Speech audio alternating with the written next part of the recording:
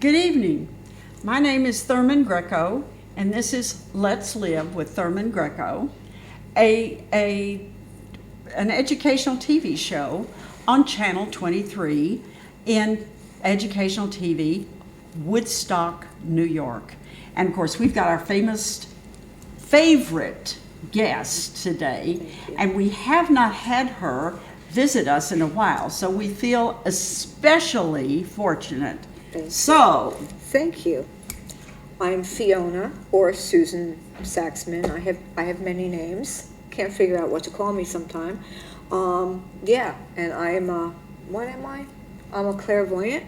That's kind of known around these parts, and other parts, and that's what I do. I'm a clairvoyant. But you also have a shop. I have a shop in town called Fiona, and I've written a book called The Reluctant Psychic. And there's other things that are going to be happening soon that we will one day talk about. And I think you're working on another book, too. I am working on another book, and there could be something that has to do with film coming up soon. But that's not absolutely all. Well, yes, it is. But we'll talk about that soon. Well, you have to. It'll be more fun in the spring to talk about that. Yes, if you build it, if we build it, it will come, and it will come. Yes. Yeah. And right now, oh my goodness, it's a full moon. Is it? I Yeah. didn't even know. No wonder everyone's been insane. And everybody seems to be. Oh my God. Sometimes the streets in Woodstock are so full of people. And often, they're full of spirits, too. A lot of spirits are walking around, or floating around, or whatever you want to call it. Do they walk around? No, they float. They float. They all floats down Okay, here. so Yeah. you're walking down the Yeah. sidewalk in Woodstock and Yeah. you see the spirits. I Now, feel them.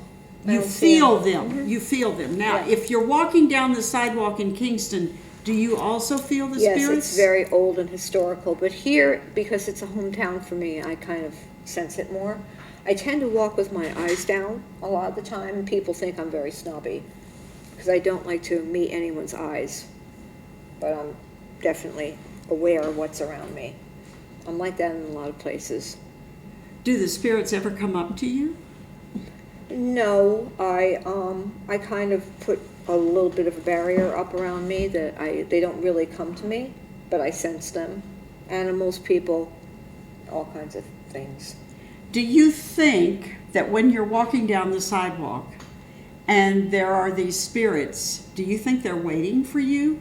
Sometimes I definitely feel that they're waiting for me, and that's also when I do the sessions with people. A lot of the times, and I try to explain this with people when they come in to see me, I never do walk-ins in my shop. All the appointments are, all the people who come see me have appointments. And that helps me to know who's coming. I only take their first name. I don't really know who's coming. But I sit in a chair quietly with my little dog before they come in, and I get information about them before they arrive. So if a person comes in, I'll go, "Oh, do you know Andrew? Andrew had a message for you." And most of the time, I have to say that they do know who Andrew is, or there's a message from somebody else in their family that comes through before they even begin the session. I'll say, "Oh, it's your mother's birthday coming up," and they'll be like, "Yeah, how do you know that?" Well, it seems I hate the term downloaded, because I'm not a machine. I don't like to be, I don't like to talk about myself in technical ways, but kind of am downloaded with information before the arrival of the client.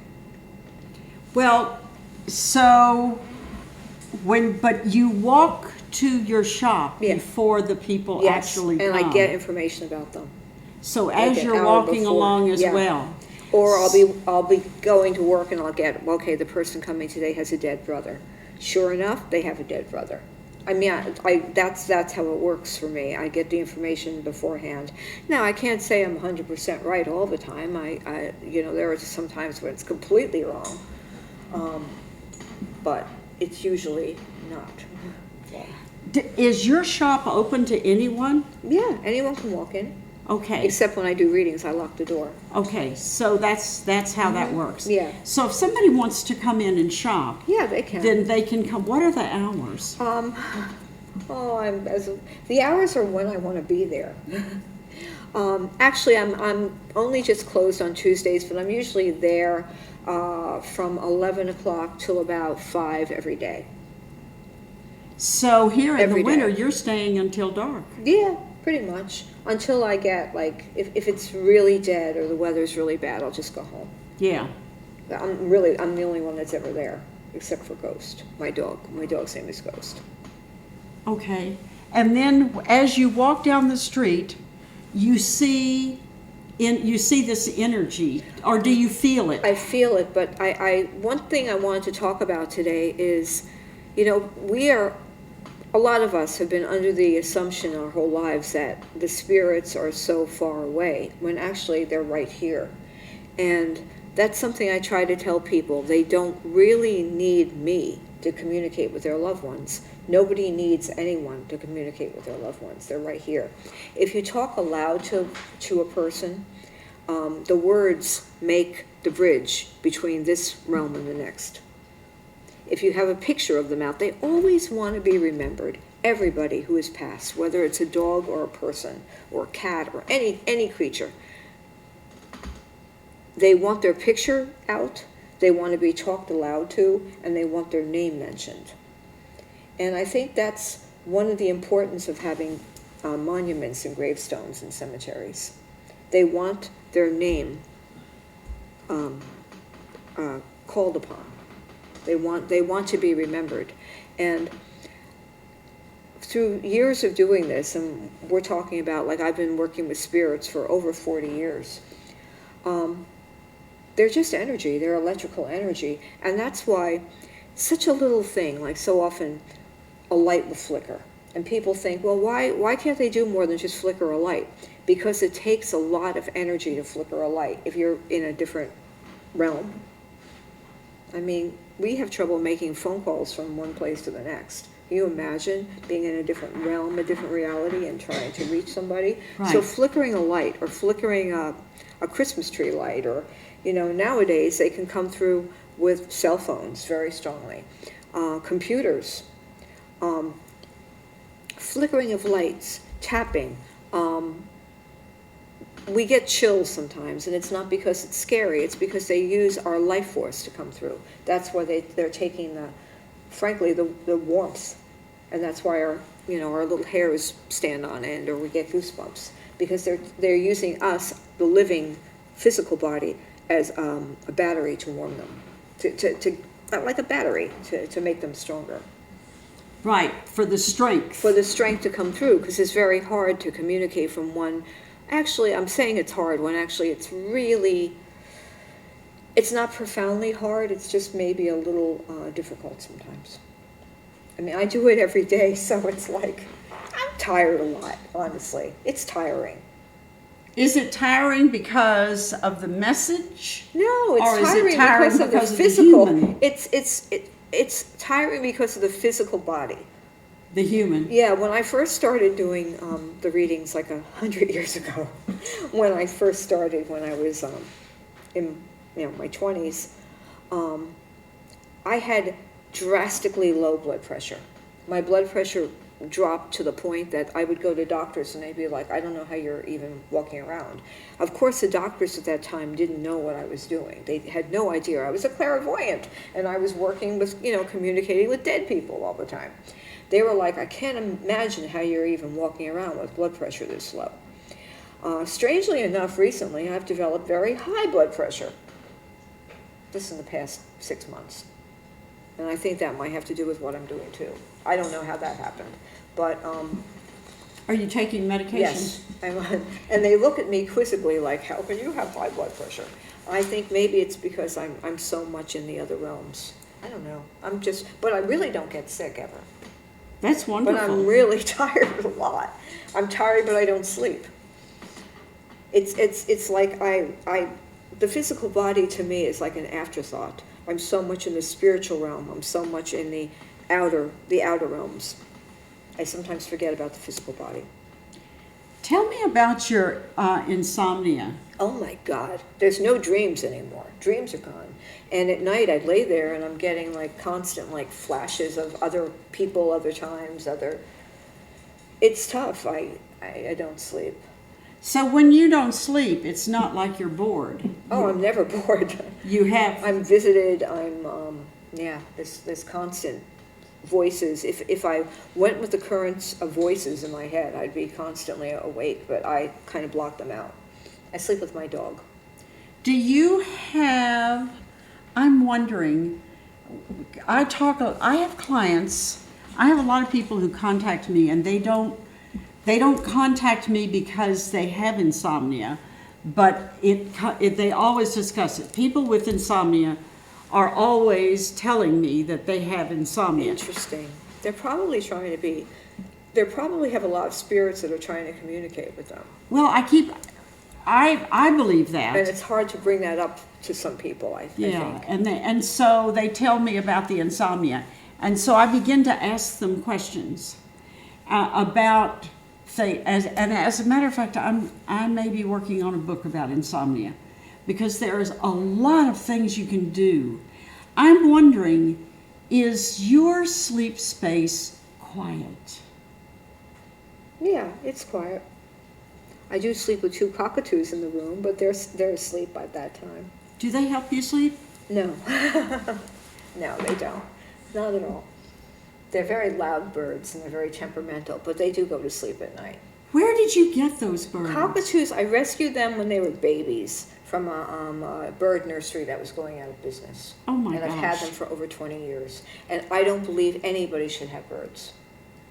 It's not right for the birds, but I had them, I rescued them, I love them very much, but they are a handful, and they should be flying free in Australia in the skies, but these are not. Well, and they couldn't sustain the weather. These could not be free. These were raised by hand by me, and they are very dependent on my son and I. And they're very smart, they're very temperamental. Well, and they live a long time. They have lived forever, honestly. And I love them, but no, they're not great pets to have. So there was a place that was going out of business. Yeah, a bird nursery in Pennsylvania, and I got them when I lived in New Jersey. And how many birds did they have? A lot, and then all of a sudden I went back one day and the whole place was gone. So I got these 2, and they've been with me for over 20 years. And what did they do with all those birds? I don't know. Didn't ask. Don't ask. I don't want to know. Right, don't ask. I don't want to know because I'll get too upset. Right. But these birds have been in my family for a long time. But and I never clip their wings. They're free flight. They come out of the cage. They're happy as birds living in a house can be. But try to give them a good life. But it's not my favorite thing to have big birds in the house. But because they are large. They're big, yeah. Yeah. So I sleep with them at night. They have a bedtime cage. They sleep in the bedroom with me. Does that keep you healthy? Healthy? No. I don't No, think so. you don't think so? No, I don't think so. I don't think they do. They release a baby powder from their wings. Oh, do they really? Yeah, and the powder that comes off of them is probably not good for anyone's lungs either. But I won't get rid of them. I love them. Oh I no, would never get they're rid part of of your them. life They're part now. of my life and part of my family, and my son will get them when I die, I'm sure. They'll outlive everybody, these birds. Oh yeah, I read I somewhere know they they live will. like 150 years. They do. They're my little vampires. So it's interesting when we're talking about like this, how eagerly the spirits want to communicate with us, because I've gotten phone calls from spirits. Other people have gotten them even on cell phones, and it's hard for them to empower themselves enough to come through. One thing that happened, I just was reading. Weirdly enough, Truman Capote. You know Truman Capote? Oh yeah. He had something that he made called a grass harp. And look into this. I don't know a whole lot about it, but I just found out about it. It was a device that if you bring it out to the field, you could hear it. I guess it was made of grass or had something to do. It was a harp that if you put it in the field, you could hear the voice of deceased loved ones. Oh, really? He was into communicating with spirits, and I just found this out 2 days ago when I was interested in learning more about voice communication with spirits. Because my friends, I think I told you in past times, we have a electronic voice phenomenon, a little box where we go to graveyards to try to get the voices of spirits, and they always need some kind of other, like, white noise behind Really? them. Yeah. It's hard for spirits to communicate in just pure silence. They like to have a radio on, or a sound of water running, or some kind of background noise. Like even the little hiss of the lights that you have in here going on, that little sound, that would be enough to have, and total silence doesn't work. Isn't that weird? You'd think that total silence, it would be easier for them to come through, but you could hear their voices better if there's some kind of other, like, static going on. Just saying, if anyone wants to talk to a deceased loved one, have the water running a little. So a spirit likes to have some background. Somehow they're maybe attracted to the sound of water running, or some kind of radio static. Any documentaries or anything about white noise is a good background for spirit communication. That's very interesting. Yeah. And whatever Truman Capote did with this thing called the grass harp, it would be interesting to look into it more. I don't know a whole lot about it, but he tried to communicate with a harp in a field. How much of his life did he spend? I never heard anything about it except recently. I read a few chapters in this book about death and dying, which I read a lot about death and dying because of what I do. Yeah. And I just read about Truman Capote being into it. Because, he came to such a terrible end. He was so sick there at the end. I hope he found comfort in the end. It's important for everyone to realize that we go on. Yeah. We go on. Another thing I wanted to bring up, there's so much. If we go on. We go on. There's no question about it. What about, there's so many people dealing with drugs now. It's a shame. And there's so many people who come to me saying that their sons or boyfriends or husbands have overdosed. So many people. Every week there's at least 3. So if you have all these people who are deceased because of drug overdose, yeah, how does it affect the afterlife? How does it affect the person once the body is are they freed from that longing? I think what they're stuck with is sorrow and guilt of what they've left behind. Everyone who's died of a drug overdose that comes through in a reading, frankly, is not peace. What seems to me when they come through is they're sorry for the hurt that they've left behind, and if they've taken their own life, everyone who's taken their own life, most everyone, although there's a few who are content with how they've chosen to end it, very few, but mostly everyone is apologizing about leaving. They feel very guilty. But there are some who are like, I'm okay with it, I'm happy to be here. But not many. At least the ones I'm getting. Do you think they still feel the urge to use? Yeah. No, there's no physical body. So they're free of that. There couldn't be. There's no physical body. There's no hunger. There's no thirst. There's no physical body. So if there's no physical body and you do not feel the need for medication, no. What happens if you come back in another body? Are you freed from that? You don't do it again. You might do it again, depending on if you've learned a lesson. I don't think karma should punish us. I don't see karma as a punishing thing. I don't think you will come back and have to learn the lesson again and be an addict again. But I do think maybe you'll come back and appreciate your body more.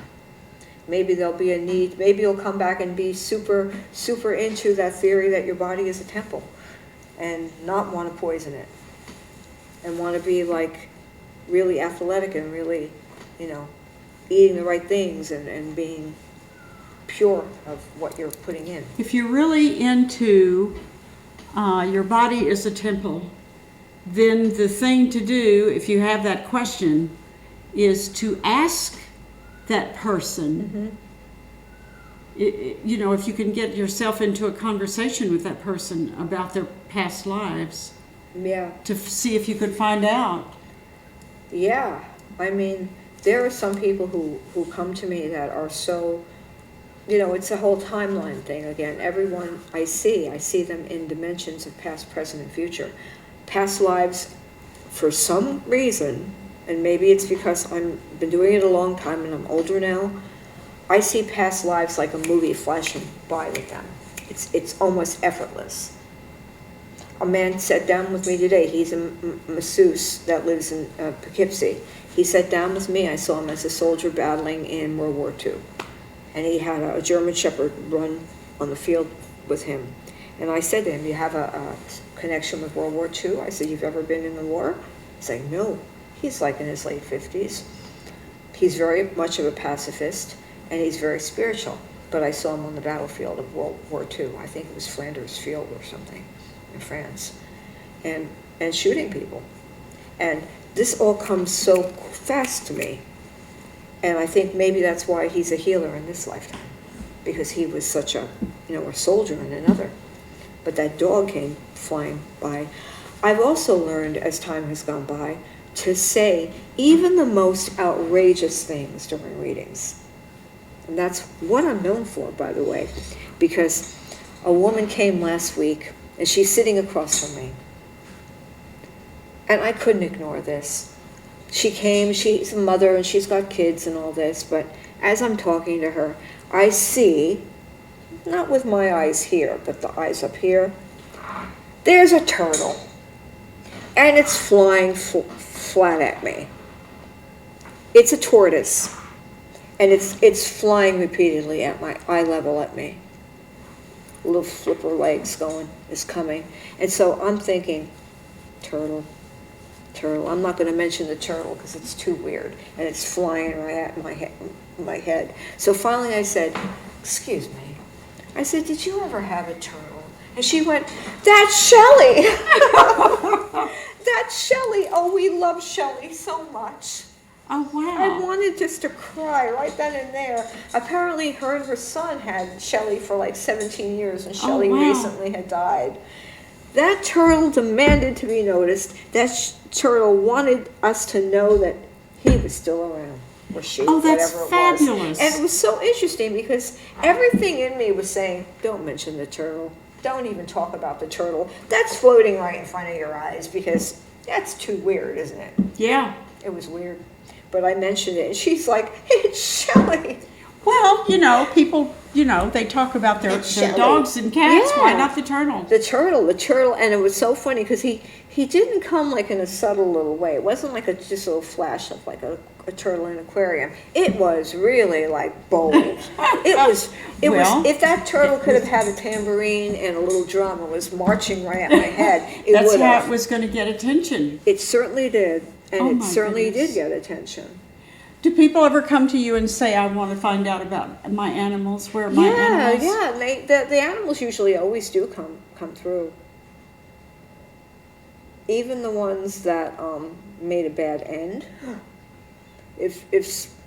Some of them, like I had some people come and they're upset because maybe their dog got hit by a car and they feel responsible. And the dogs are always extremely forgiving. More forgiving than I would be, honestly. The dogs are always actually, we know it was an accident.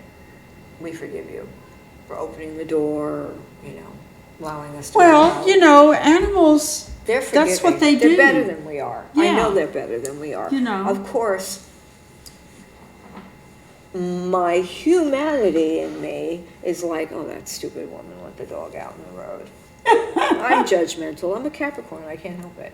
But the human part of me comes through, and it'll be like, oh, what's she thinking? But the animals are much more forgiving. I admit, I get judgmental at times with people. Can't help it. It's human. There's got to be a little humanity left. what about snakes? Oh, snakes come through. They're fine. They're loving too. Serpents. Serpents are fine. I have a girl who, she's lovely. She's physically beautiful, and her heart's just beautiful. Her name is Erin, and she does snake massage. I could tell by your face you would not be interested in this. Oh, I think I would. Would you? She's going to yeah. come in the spring and maybe park outside my store. She has a caravan, and she has these beautiful boa constrictors, and she's going to do massage with boas. I would love to Okay, learn that. good. And you know, Good. I have there's a young woman in town who does animal rescue. She does. Oh, I saw her on your show. Yes. I saw her on And your show. she is Yeah. scheduled to come on this show again. Okay, good. And she's bringing her snake, which is? is 6 feet long. Okay, And cool. I think I'd like to see her. I know she would love the massage. Oh, that would be cool, because I think it would be real. No, I mean the snakes give the massage. You know That's- that. yeah. Yeah, okay. Yeah. And I told her, I said, you could do it to me. I'm fine with it. I would be fine with She it. was telling me that what the snakes like is the heat, because The heat, they're cold-blooded yeah. animals. So they like to. And they like the heat of the skin. But I had snake spirits come through in readings too. I had them, and they're fine. I mean, everybody has a soul. Everything comes through. Serpents. Serpents, absolutely, Oh, that's wonderful. absolutely. And I'm an all animal, all creature medium. What about plants? They're alive. I'm not. I never did a reading. I mean, okay, I can't say I never did a reading for one, because I feel extremely connected to the oak trees in England, and even like yesterday, I think it was, I was walking to work and they're cutting down trees on Elwyn. That made me really sad.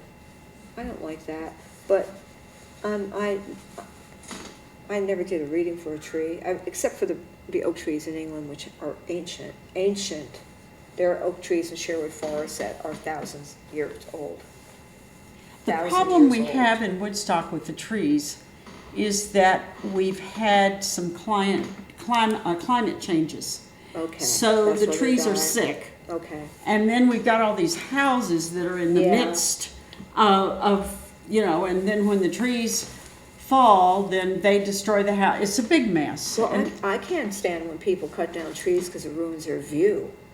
That is so Oh, obnoxious yes. to me. That You know? happened when I was in Virginia. I lived in Virginia for 30 years, and people would just, they did not care. How can you go through I life don't understand and not that. feel the energy around you? And all trees are connected by the roots under the ground, and they Right. hold roots, and they're connected. They're just unbelievable. Well, a man came today. I thought about you and talking about him today, because a man came today. He's a masseuse in Poughkeepsie, very lovely man, but we had a rather dour conversation, and he with his guides, he believes that the world's ending in 2 years. Sorry, everybody. Sorry. And Really? Yeah. He talked to a Japanese master, and because of how humans have treated nature and of the whole thing that's happening in the world, and he's convinced. He's like, we got 2 more years before there's a technological overthrow. Really? And I'm like, well, let's try to enjoy it as much as we can right now. But I said something like, we just have to pray, that we have longer. And he actually said, but pray to who? Because God doesn't like us anymore. Really? Yeah, that was a heavy day. It was a heavy day. And I said, yeah, maybe you're right. Maybe he doesn't. That's Maybe he doesn't. very Maybe he interesting. doesn't. Maybe they don't like us. Maybe all the gods don't like us anymore because humans kind of screwed up. Oh, we definitely messed We up. screwed up. We messed up. We messed up. And, We well, really messed up. So it was kind of like it was a bit of a downer of a nice guy, nice reading. But I'm like, 2 years, really? All right, well, let's enjoy ourselves until then. Well, I think one of the problems we have now is there's just too many of us. there's too many of us, and technology is taking over. Okay, so it's a friend of mine on Facebook, so maybe I never even met this person, I don't know, but I saw a person went to the hospital, and you know those little name things we get in hospitals? Oh, yeah. Well, he got a scanner number. He got a scanner on his hospital ID bracelet on New Year's Day. Did he really? Yep. He got a scanner. Wow. Yeah. They didn't bother with the name anymore. No name. They just pulled the bracelet down. It had the number. It had a scanner code. Right. Like you get in the supermarket. Oh, and he showed it on my Facebook, goodness. and then I got this really weird feeling like this is it then. We're starting with this now. There's no name on the hospital name thing anymore. It's a scanner code. That makes a lot of sense to me. Yep. So that was kind of weird feeling. And so I said to the guy today, I was trying to, end the conversation on a positive note. I said, well, at least we got angels to pray to, right? There's angels. He's like, yeah. I said, angels, well, it could be aliens, but maybe they're good ones. And what did he say? Yeah. It was kind of a dour time, but well, I don't know. Okay, now that raises another question. Another question. Yeah, there's a lot of questions with that. Because is this his belief that he is gathering energy around? Yeah, could be. But, it makes me glad that I deal only with spirits when I do my work and not so much with deities. Because I don't really know what's up there and what's watching us anymore either. Is anything? The spirits are kind of protective around their loved ones. I know that. That's another very interesting question. Yeah, the spirits are protecting us. They want to help. They want to help. They want to be. And more than ever, their thing is, I want you to call upon me. I want you to be, I'm here. I'm here. They're telling all their loved ones that they are here. And they're not hard to get through to. They're really not that's hard to what get through to. Mother Mary does. Yeah. The mother who gave birth to Jesus. Yeah. Her, when she meets with people, Yeah. When her vision comes, that's what she talks about. Call me. Call me. That's what they all are saying. Call me, I'm here for you. Yes, that's what she says. And I think that's what people have to have the faith. It brings me to mind a few years ago, and this is one thing I wanted to talk about, which was kind of funny. A few years ago, my friend Sarah, she went to have she had a healer come to her house. This man who was very much into like faith healing, and I think he was like a very born again Christian kind of faith healing. And he did a healing on Sarah, and he said he removed some dark energy or whatever it was around her. When he met me, he almost jumped out of his skin. He looked at me and he said, oh my God, there's so many dark entities around you. I look at you and I see all these things following after you. He did not know what I did. He did not know anything about me, but he was so quick to judge that there was dark things following me around.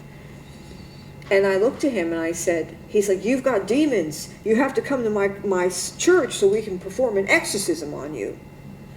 And I just sat there really quietly and let him rant on about how I must have an exorcism performed.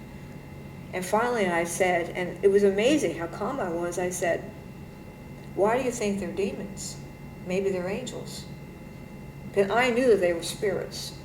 They were spirits that he saw. Yes, he did see something, but they weren't demons.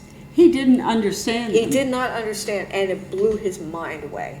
He was so insistent. He was calling Sarah, we got to get your friend to the church. Don't you know? She's possessed. She's possessed. We got to bring her down to my church. And the only good that came out of it is there was a line, and it's in my book. I said, don't take away my demons. You might be taking away my angels too. Yes. And that actually became a song that my good friend, magnificent musician Donna Lewis, made into a song that we can find on Spotify and iTunes called Angels and Demons about me. And you can get that on Spotify and That's cute.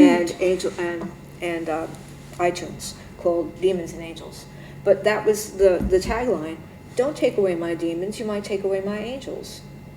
But this man was so insistent that he saw that around me that he was certain that it was demonic. He It wasn't just was demonic. jumping to conclusions. He was jumping, and I understand that he didn't know what I did, or he didn't know anything about me. But immediately when people see something that's different, they're scared. I'm wondering, times are so tough now. Yeah. Are people walking around that have angels and demons that don't even know it? Yeah, but some of the times they bring the demons or the dark things on themselves, and okay, this sounds like something from a movie. There's a lot more people who think that they're possessed now. And that the man who came today talked about that too, because he does a massage thing. He said he's getting people saying, "You got to get this out of me." And usually it's just their own subconscious. It's not really anything in them. They thought it up. They thought it up, or it may be just an environmental thing. Negative energy from the constant barrage, as you talk about, the news, the radio, and I don't mean to sound like an old person, but the video games of constant shooting and blood spurting around when people are playing it, some of the music, sorry, but I think that's very real, because negative stuff. there is so much out there now. Yeah. And people are not stopping, like No. that man didn't stop to discern, No. What is this No. actually? No, he didn't. He just jumped to snapped conclusion. to it immediately. So we have more and more people snapping to immediately. Oh, and he was so certain that he would have dragged me off. And in the old days, he would have erected a stake and burned me at the stake. Right. Absolutely, positively.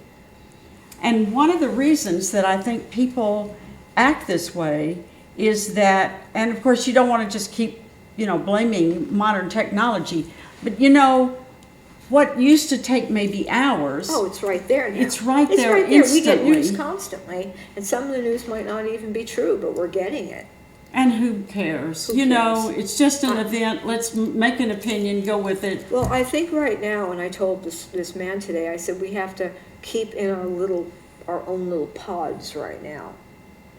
And I know a lot of people are interested in the world events and all that. Yes, that's okay for some, but we can't dwell on that. We have to make our own little universes, create our own little universe and make them special and good. And then the rest of the world, we'll see if it follows.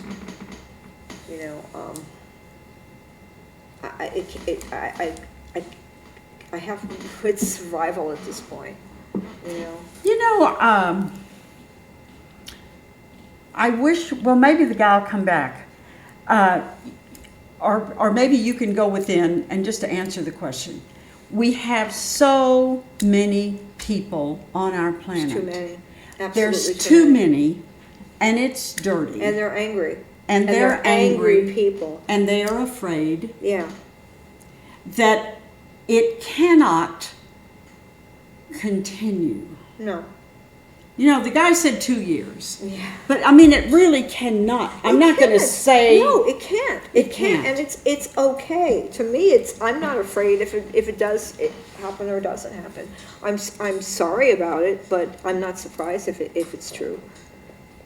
I'm not surprised, and I'm not going to start on a quest to say we must stop the end. No, we can't stop it. We've ruined everything. Right.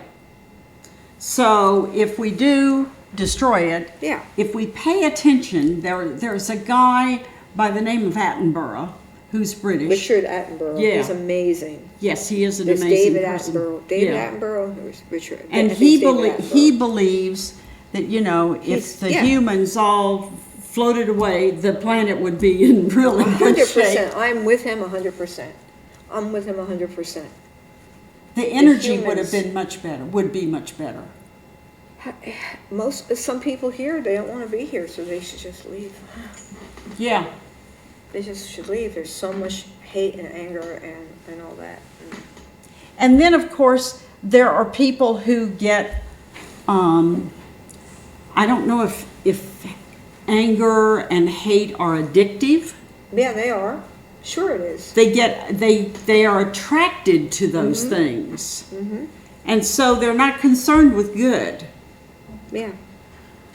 So when somebody comes in to see you, if you're doing a reading and all of a sudden you see this energy, what do you do? Well, usually, honestly, Ghost sees it first. She'll start growling. She's my barometer. I swear to God, She doesn't care whether you see them or not. She's got her own. She's got it. She knows it. I've been relatively lucky with the sort of people who come in, but there are a few that have come in that I've had to ask to leave. But she is a mastermind at the vibe of people. And there are some people who, as soon as they come in the door, she actually snarls. That dog is. Well, and I if listen Ghost to her. says, If then Ghost has spoken. Yeah. Because she really is a genuine She knows. energy. She really knows, and maybe that's why she's become a shaking. Yeah. She's shaking now. She's shaking and quaking because she feels it. You know, I can't blame her. You take her out of the house, And she's and shaking. you know, Wants you to live run in in. you live in a place which has some really nice gardens and Yeah, grounds, yeah, so that's yeah. nice. But then you get beyond that, She can't handle it. The outside it's overcrowded, and it's Cars are too close. You can't walk down the side. Even in Woodstock, when I first came here, 2006. I know you've been here way longer.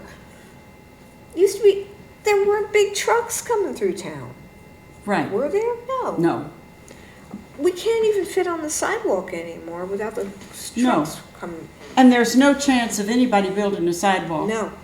I had a tourist come up to me several weeks ago, and she started talking about how we needed to build sidewalks Oh, in that's not Woodstock. happening.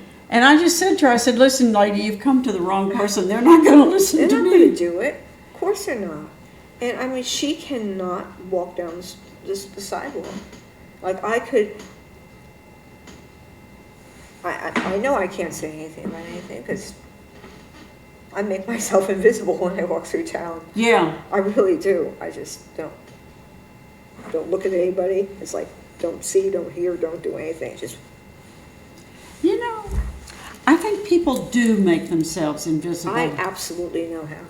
I absolutely. If I don't want to be seen, I won't be seen. Right. I've done that my whole life. I've made myself invisible. Well, I don't know if I've done it my whole life, but I know that in the last 30 years, I have learned to become invisible. I really, it was funny. I don't mean to be so, I find, see, this is why I find humor and stuff that maybe I shouldn't even. New Year's Day, I'm walking to my store. Was I walking to my store?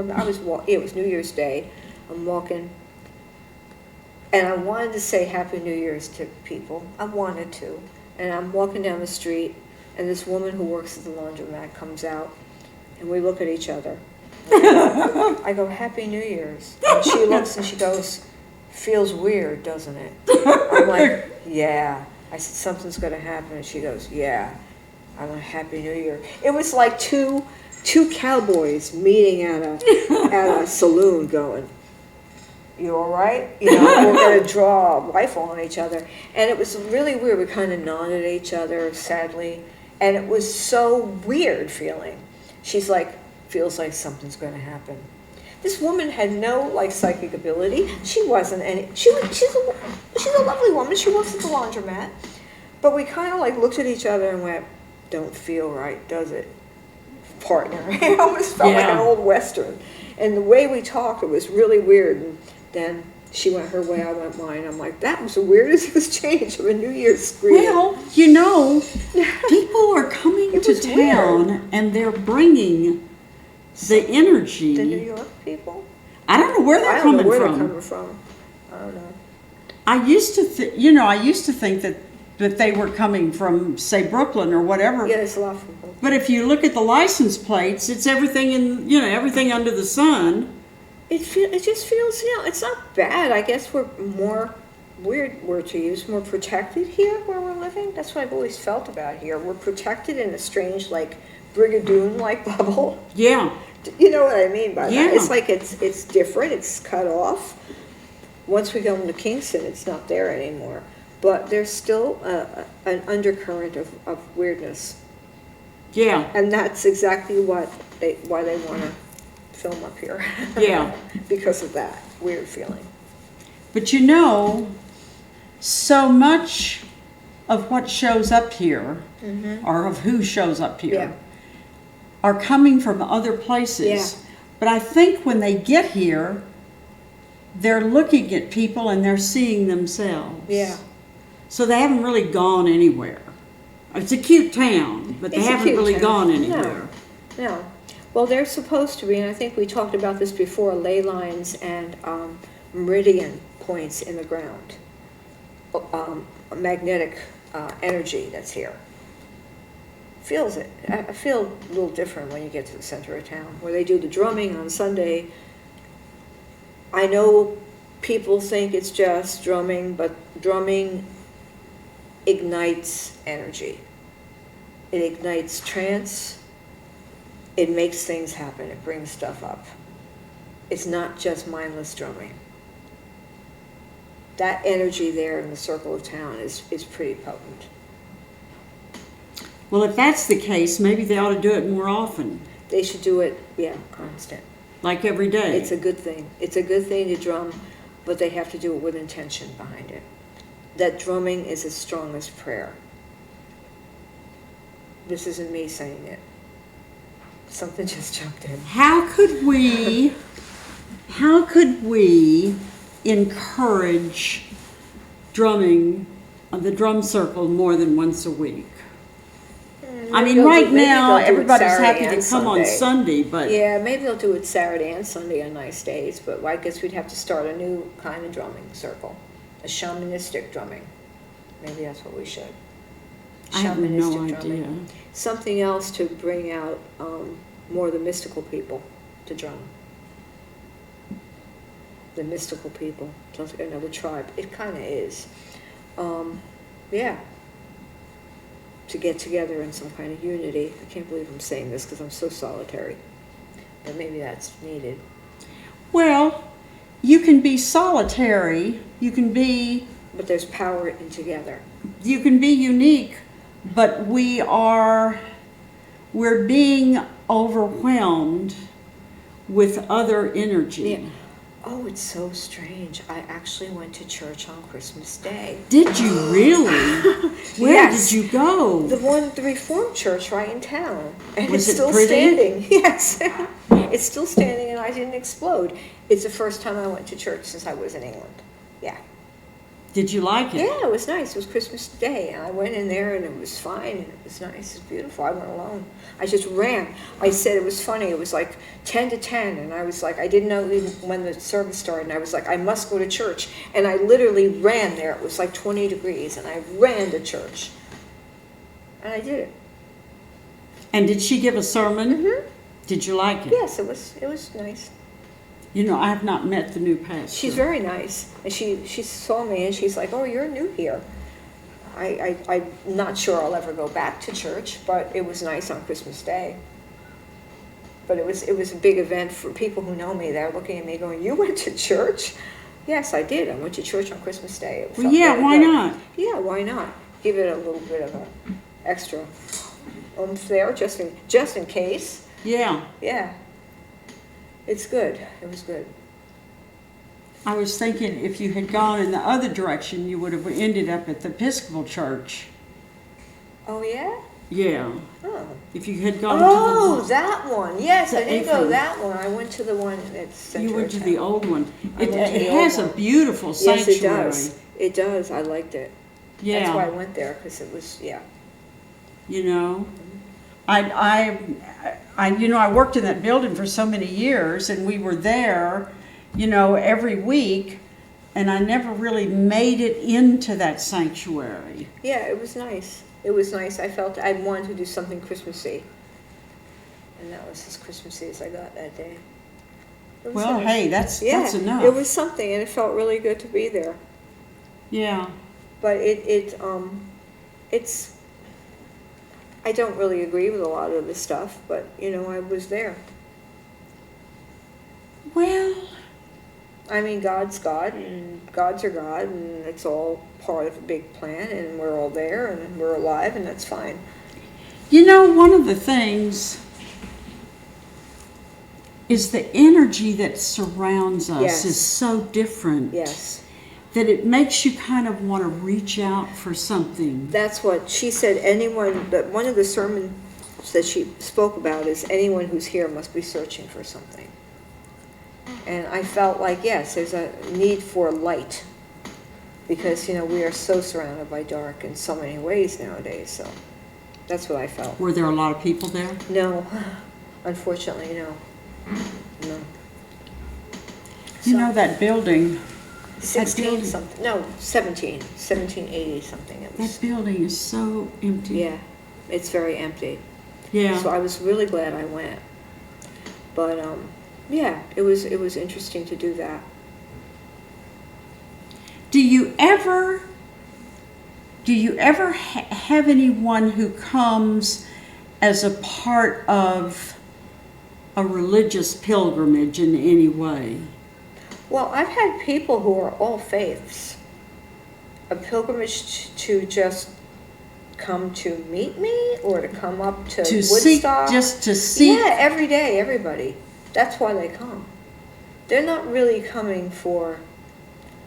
Actually, recently, I've noticed in the past couple of years, it's more of a spiritual pilgrimage than it is for cold facts.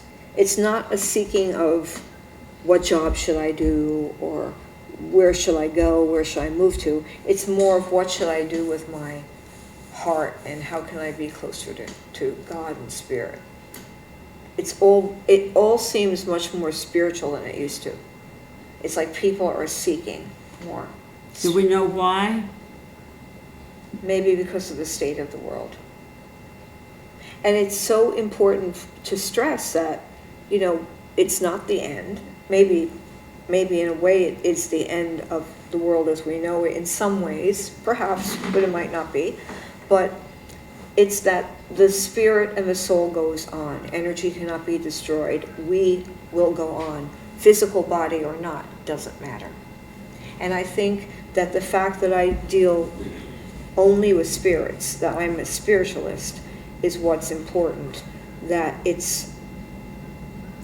they're the ones that give the advice. They're the ones that are giving the information. It's them. They still have a voice. They're using mine, but they still get the message across. That's what we do. That's what I do. That's the only thing I can do. What else can I do at this point? That's it. Well, this is your message. That's it. That's You it. know? And you know, it's been quite a wild ride through the years, and nothing has ever harmed me. There's been no bad energy, really. I'm not afraid of anything. Mostly, I'm not afraid of the dark. I'm not afraid. Put me in a cemetery and I'm a happy girl. I mean, alive in a cemetery, I prefer. But, you know, I'm not afraid of spirits. I'm not afraid of ghosts. I'm not afraid of the dark. I'm not afraid of being alone in a haunted house, because I know I wouldn't be alone. And I'm not afraid of that. So you just might as well go along for the ride. I might as well go along for the ride. If anyone has a haunted house, a ghost problem, I'll be the first one to go there and sort it out. Because it's really not going to be a problem. They're just energy that's left over.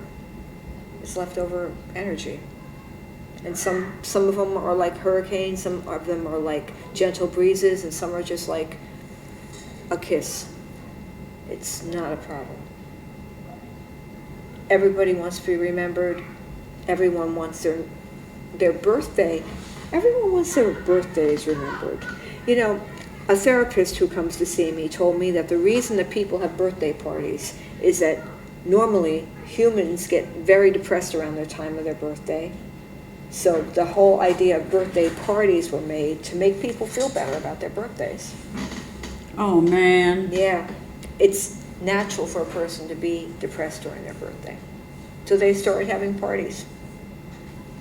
You know, I never have adapted to birthdays. Birthdays are tough. Well, as a little kid, I was a little kid in World War II. And of course, during World War II, everything that we had in the place where I lived, which was in Texas, you had to have a ration card for it. It's kind of, yeah. So, the birthday candles, forget it, sugar, forget it, we had butter because it was all ranchers, but sugar we didn't have. And so that had a lot to do with no birthday parties, and had a lot to do with no Christmas because there was no Christmas tree and no present or no anything, Now you can have it. Did you have Christmas now? I haven't. I did have Christmas when I had kids. Once my kids got older, man, it's like, Well, Ghost had a big stocking. I only gave her presents. I didn't give anybody else presents. Ghost had a stocking. She opened her presents. It was all about her. Oh, I know. Everyone else, no one else got anything from me. I didn't get anything from anyone else. It's true. I finally reached the age where I have this adorable little creature, and everything is for her. It's amazing. Everything's for my dog. That's all. I'm trying to get. I tell people I'm old and trying to get in heaven, and I give my cat an extra serving of food or something. But so there was all of this that just didn't happen when I was young. So Christmas and birthdays and things like that. Oh my goodness, we only have 4 minutes. How could that be? I know. How could that be that we've got a lifetime of things to talk about still? I know. The thing is, it's like we're here and time just goes. It's me with the time thing. I'm sorry. I suck time right out of a room. Every time I can't do anything with time not flying around. That's true. It's the weirdest thing. I don't know what it is. I could go to my store and the whole day is gone like that. Listen, we've only got a couple of minutes. Tell people how to get in touch with you. I forgot. My website is SuzanFiona.com. No, SuzanFiona, one word, Saxman.com on gmail.com. I don't know. Or my store is Fiona in town, 5 Elwyn Lane. And you can come in and I can make an appointment in person, or you go SuzanFiona, Saxman.com, Gmail. And this is Woodstock, New York, and the shop is in Woodstock, New York, and I came and visited the shop for the first time a couple of weeks ago, and I loved it. It was darling. It was absolutely adorable. There's a lot of magic wands in the place. We got magic wands, we got crystals, we got crystal jewelry, silver jewelry, and a lot of like rock and roll clothing and hair color. Manic Panic. Manic Panic. I'm a throwback to the 80s. Yes. A lot of London stuff. And in the meantime, we have a very important person here in the room with us. We have Ellen. Yay, Ta-da! Ellen. Thank you so much, Ellen. Thank you.